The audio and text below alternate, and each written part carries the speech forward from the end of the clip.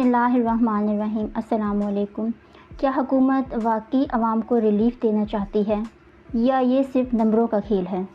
बिजली के बिलों ने आवाम की कमर तोड़ दी है और अब वो नए टैक्स की तैयारी कर रहे हैं। राना सनाउल्लाह और अपोजिशन के दरमियान आज होने वाली बहस ने पूरे मुल्क को दो हिस्सों में तकसीम कर दिया है। 17,000 अरब के टैक्स, ये बोझ कौन उठाएगा? आवाम पूछ रही है, महंगाई की ज़िम्मेदार IMF है या हुकूमत? पाकिस्तानी सियासत में एक और धमाका खेज़ तसादम, और इस बार निशाना आम आदमी है। हुकूमत कहती है कि सब कुछ आवाम के लिए किया जा रहा है, लेकिन लोग कह रहे हैं कि हम बर्बाद हो गए हैं।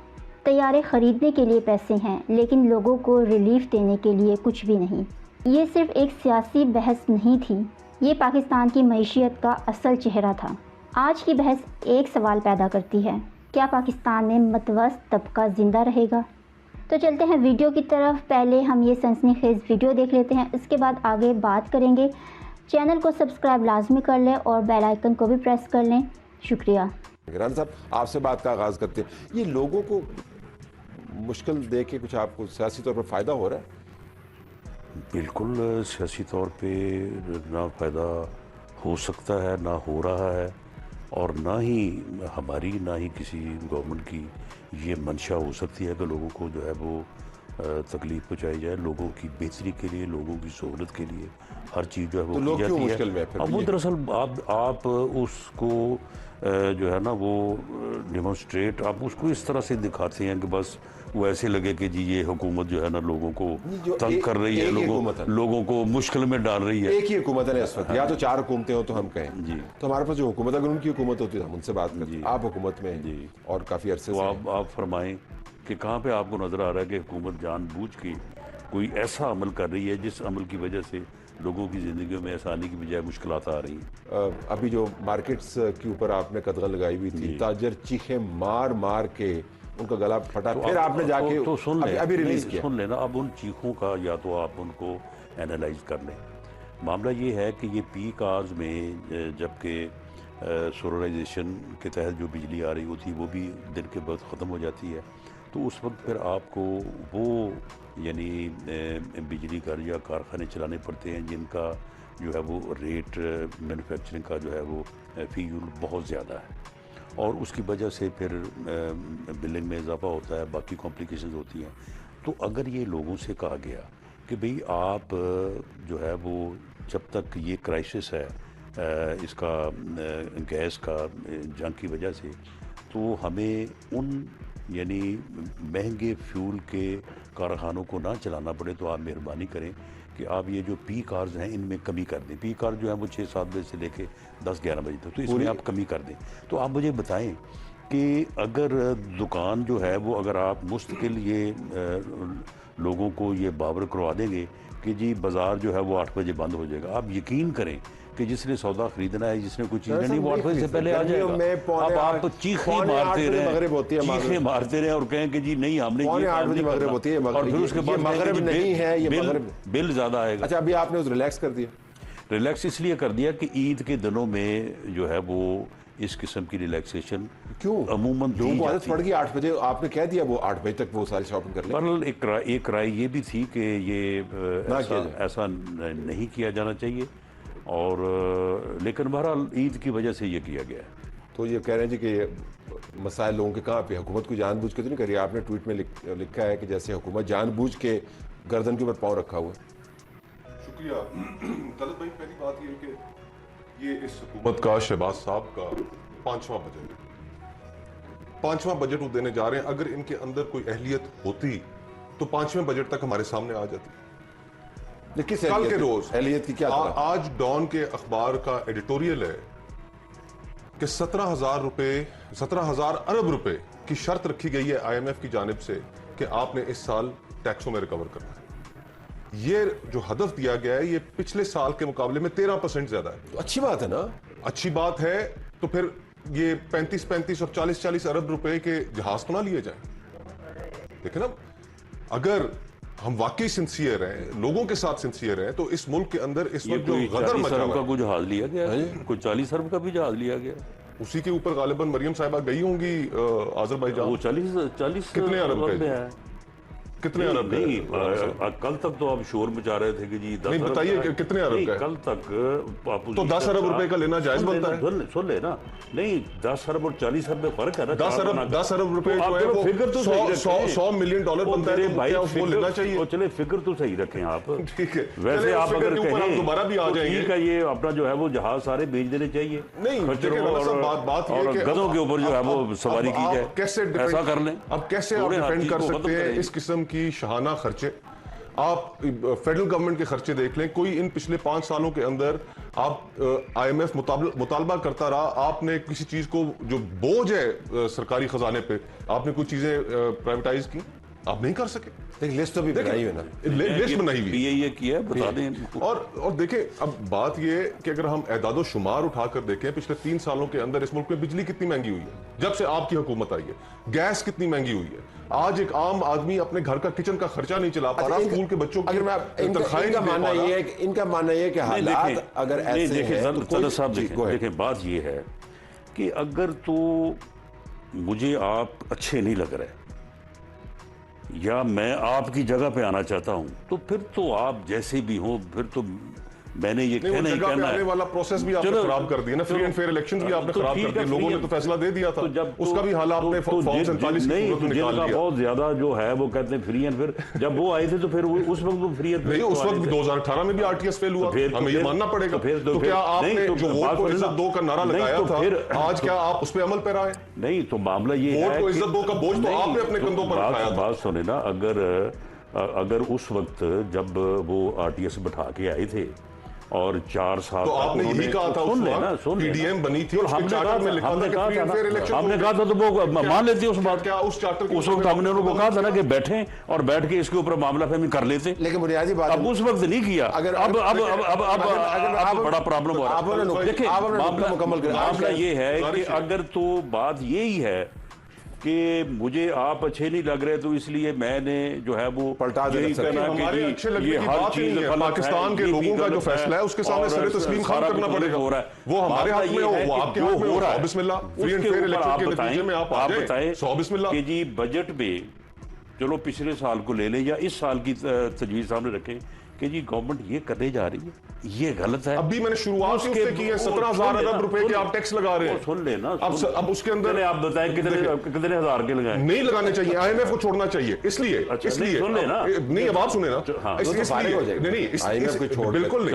अब देखिए, अब अगर ये देखिए मेरा अगर इंटेलेक्चुअल लेवल ये है कि IMF को जोड़ ले, इंटेलेक्चुअल लेवल में अभी आपको बता देता हूँ राणा साहब, जरा मुझे आप ये बताएं कि मैं आपको 12,000 का IMF ने गलत कहा, बताएं कितने हजार के लगाएं, बताएं।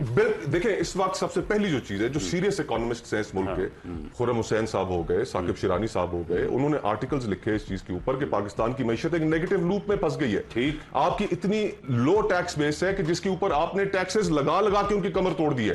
आज पाकिस्तान में, एक सेकंड, आज पाकिस्तान में दुनिया भर में जो सबसे ज्यादा टैक्सेशन है कारोबारी तबके पे, वो पाकिस्तान में। सैलरीड क्लास जो सबसे ज्यादा टैक्स दे रही है, वो पाकिस्तान में। सारी मईशत का जो बोझ है इस वक्त तनख्वाहदार तबके ने अपने कंधे पर लगाया हुआ है।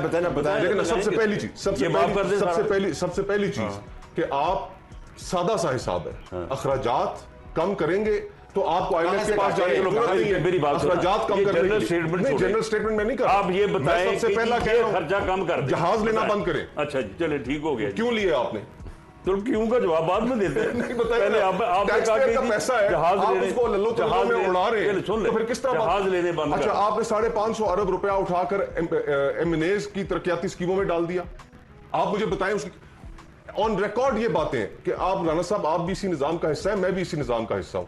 30 से 40% उन तमाम एलोकेशंस के अंदर पैसा खाया जाता है। देखिए बात सुने, ये इस तरह की, देखिए मेरी बात सुने, अब आपने जब आपको कहा ना कि जरा स्पेसिफिक बात करें, तो अब आप उनमें से सारे इस यानी देखे ना प्रोपेगेंडा कितना बड़ा, वो जी बर्बाद कर दिया, तबाह कर दिया। पेट्रोल अगर महंगा हो जाए तो इसका मतलब है कि हुकूमत चोर है, हुकूमत डाकू है। ये मियां नवाज शरीफ साहब की कई भी बातें, ठीक है, ये बातें मरियम नवाज साहिबा की कई भी बातें। चले तो आज अगर पेट्रोल और डीजल बढ़ रहा है, सुन लेना, लेकिन 10 रुपए, अगर सियासतदान एक दूसरे को इन अल्फाज से याद करते हैं तो ये बात मुनासिब तो नहीं है। मियां नवाज शरीफ साहब ने की, चले मरियम नवाज साहबा ने, चलो दूसरों ने क्या उनको क्या कहते रहे, मियां नवाज शरीफ ऑन रिकॉर्ड है, उन्होंने इमरान खान साहब का नाम लेके उनका हवाला देके कभी भी उनके खिलाफ बात की हो तो मुझे आज जो उनके साथ सलूक कर रहे हैं वो दिखाएं। इमरान खान साहब के दौरे हुकूमत में मियां नवाज शरीफ साहब को बाहर जाने की इजाजत मिली, आज इमरान खान की सेहत खराब है, उसकी आंख जाया होने वाली है, और सुप्रीम कोर्ट अदालतें 27वीं तरमीम के बाद आपने छोड़ी है, कौन सी अदालत के पास जाएं? अच्छा, केसेस नहीं लगते, और सियासतदानों को तो छोड़ दें, अदालतें भी खत्म हो गई, कौन सी अदालतें तो महज एग्जीक्यूटिव का एक डिपार्टमेंट बन गई है। मुझे ये बताएं, इमरान खान साहब से आपकी उस वक्त ठीक थी जब हर जज जो है जब वो घर से आता था ना कोर्ट में, तो अगर उसके रेड अलर्ट नहीं चल रहे थे तो घर वाले पूछते थे कि आप कोर्ट गए या किसी और जगह गलत था वो राना, आप किधर गलत था। लेकिन मुझे ये बताएं, सियासतदानों को छोड़ दें, मुझे बताएं सियासतदानों को छोड़ दें, मुझे ये बताएं ईमान मजारी जेल में केस नहीं लगा तो हम क्या समझें कि अगर मैं बहस को आवाम की तरफ वापस, अच्छा देखें, ये जनरल प्रोपेगेंडा ना हर चीज तबाह हो गई है, हमने कैसे नहीं हुई, फिर ना लगाएं टैक्स, और फिर बात ये है लोगों को रिलीफ दें, बिजली सस्ती करें, गैस सस्ती करें, पेट्रोल सस्ता करें, इंडिया में पेट्रोल महंगा हुआ उस तरह जिस तरह पाकिस्तान में होना पड़ा, लेकिन जो आपने पेट्रोलियम लेवी लगाई है, सारा कुछ वो पेट्रोलियम लेवी नहीं, सुन पाकिस्तान की तारीख की सबसे बड़ी है, सारा कुछ हो जाए आपकी नजर में ये तबाही रुक नहीं सकती महासभा इसके कि आपको गवर्नमेंट में उठा दिया जाए। बिल्कुल भी नहीं, ये गल नोट कर लो, ये मुतालबा है ही नहीं, जो तक गवर्नमेंट ये नहीं होगी तबाही है। एक तरफ आप कहते हैं कि हमने 18 से 25 साल जो है वो वोटर की उम्र बढ़ानी है, अगर आप इतने कॉन्फिडेंट थे, आप ही ने कहा था, बिल्कुल नहीं आपने कहा था, फिर बाद में बिल्कुल नहीं कहा, आपने सलीम साफी साहब के प्रोग्राम में बिल्कुल नहीं कहा, वो सुने, मैंने सुना है, हाँ मैंने सुना उसमें आपने यही बात कहा कि एक राय मौजूद है कि वोटर की जो उम्र है वो 25 साल तक बढ़ा दी। राय अगर मौजूद है, अब इस तरह की राय जहां मौजूद होगी वो इसी वजह से मौजूद होगी ना कि आप खौफ का शिकार हैं। बिल्कुल नहीं, हमने खौफ का शिकार नहीं। अब तो फिर क्यों करोड़ों लोगों को वोटर लिस्ट से निकालने की ये राय किसकी तरफ से, जमहूरी जमात की जानिब से है? ये आप जैसे लोग ही बात करते हैं, हम जैसे लोग बात करते हैं, किसने की है? बिल्कुल अपोजिशन में से किसने की? नहीं, अपोजिशन में फिर ये जो हुकूमत में ये मुस्लिम लीग नून की राय है, नहीं बिल्कुल नहीं, पीपल्स पार्टी की राय है, बिल्कुल नहीं, फिर किसकी राय है? तो ये अगर राना साहब इजाजत दें, सुन ले, अगर मुझे इजाजत दें, मैं मामले को दोबारा आवाम की तरफ लाना चाहता हूँ। राना साहब, मैंने तो कम से कम ये नहीं कहा कि सारा कुछ तबाह हो गया, मैंने सिर्फ आवाम की मुश्किल ये कह रहे हैं तबाह हो मुश्किलात, इनको हर चीज जो है ना वो तबाही नजर आ रही है, पाकिस्तान इनको गवर्नमेंट में बैठा दें, ठीक हो जाएगा सारा। 47% Pakistan according to world bank has gone below the poverty line. Allow me कभी आप वर्ल्ड बैंक को मानते नहीं है, मैं फिगर्स कोट कर रहा हूं, एदाद-ओ-शुमार बता रहा हूं कि पाकिस्तान में गुर्बत के साथ बढ़ गई है, जिनको आप गलत तस्लीम करते हैं, तो आपने अपनी Pakistan bureau of statistics data पे क्यों यकीन करते हैं? पाकिस्तान ब्यूरो ऑफ स्टैटिस्टिक्स की माननी है, खोखर साहब, पाकिस्तान पीबीएस की एदाद-ओ-शुमार है, पाकिस्तान में गुर्बत बढ़ गई है। देखिए बात ये है कि इस किस्म का जो प्रोपेगेंडा है ना, वो प्रोपेगेंडा जनरलाइज करना चाहिए। सड़क पे निकल जाए, मैंने जब आपको कहा ना कि आप स्पेसिफिक आए तो दो बातें आप कर सके। एक आपने कहा कि जी वो जहाज एक्सपेंडिचर कम करें, सुन लेना, तो बताएं कहां से कम करें, कहां पे जो है वो एक्सपेंडिचर जो है, अगर आप ग्रांट्स के अंदर पैसे देंगे, एमएनएस को पैसे देंगे, अगर आप सुन ले एमएनए आप भी रहे हैं एक मरतबा या आप सेनेटर रहे हैं। देखिए जी मामला ये है कि अगर एक एमएनए या एक एमपीए जो है अगर वो अपने हलके में इलेक्शन लड़ता है, लोगों के पास जाता है, और अगर वहाँ पे जो छोटी छोटी स्कीमें जो हैं वो कोई गली है, कोई सड़क है, वो भाई लोकल गवर्नमेंट का काम है, तो लोकल गवर्नमेंट इलेक्शंस आप नहीं करा सके, यानी कि देखें ना जमहूरी जमातें किसी एक बात पे रुके ना, तो मैं अब किसी एक बात पे रुकें आप, किस बात पे रुकूं? लोकल गवर्नमेंट इलेक्शन इस बात पे आप रुक जाए। देखिए जो ये प्रोपेगेंडा है ना, देख सुन ले,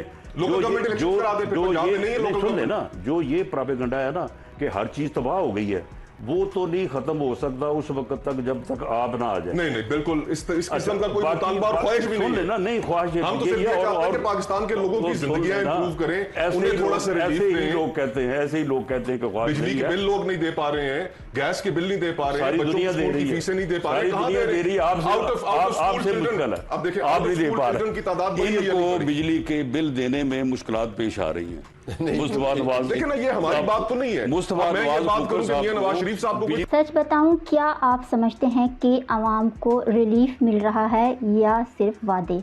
बराह करम हमें तबसरे के सेक्शन में बताएं, बिजली और गैस के बिलों ने आपकी ज़िंदगी को कितना मुतासिर किया है। आज हर घर में एक ही सवाल पैदा होता है कि महंगाई कब रुकेगी। सियासतदान एक दूसरे पर इल्ज़ाम लगा रहे हैं, लेकिन तकलीफ़ सिर्फ आवाम को हो रही है। अगर टैक्सों में इजाफ़ा होता रहता है और आमदनी इसी तरह रहती है, मतवस्त तबके का मुस्तकबिल क्या होगा? ये बहस सिर्फ टीवी तक महदूद नहीं है, ये हर पाकिस्तानी घराने की कहानी बन चुकी है। पाकिस्तान की मईशत को नारों की नहीं बल्कि मजबूत फ़ैसलों की ज़रूरत है। पाकिस्तान को अब सिर्फ बयानात की नहीं, अमली रिलीफ की ज़रूरत है। अगर आपको वीडियो पसंद आए तो वीडियो को लाइक करके चैनल को सब्सक्राइब करें। मिलते हैं एक नए वीडियो में, तब तक के लिए अल्लाह हाफ़िज़।